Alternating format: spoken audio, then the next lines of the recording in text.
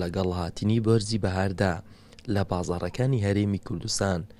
مامەڵە بە گوژوگەی بە سوودی بەهاریەوە دەکرێت. ئەمەش هەلی کار بۆ ژمارەیەک لە هاوڵاتیانی بەردەڕەشی ڕخساندووە.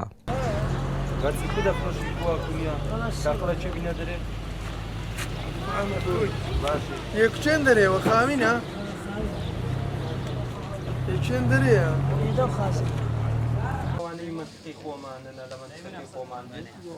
زۆرە چوزەلەمانەیە پاقلە هەیە کەنگر هەیە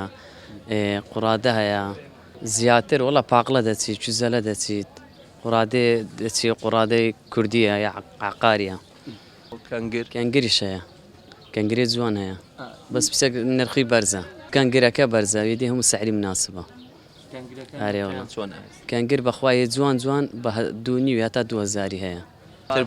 برنجێ کوردی بەکاربیانی زۆر شتێکی خۆشە خۆمانیەوەی چیایە بەڵێ ئەوەش چوزەلەیە مەنتەقەی خۆمانەوە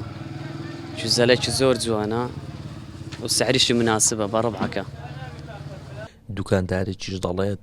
ئەم ساڵ بەهۆی کەمی بارانەوە گیاهبەهاریەکان ڕێژەکەی کەم بۆتەوە و نرخەکەیان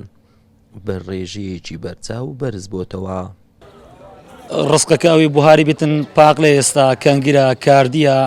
ڕێواسە قەیسی تشە بابلین هەلوژەیە یاخود ئەو شتانێ بە زۆری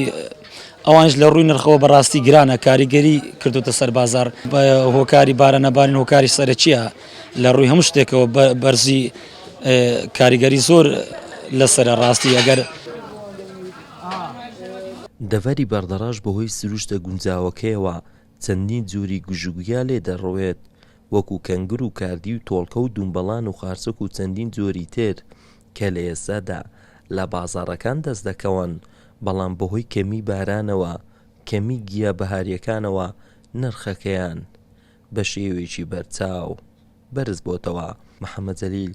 کەناڵی بادینان بەردەڕاش.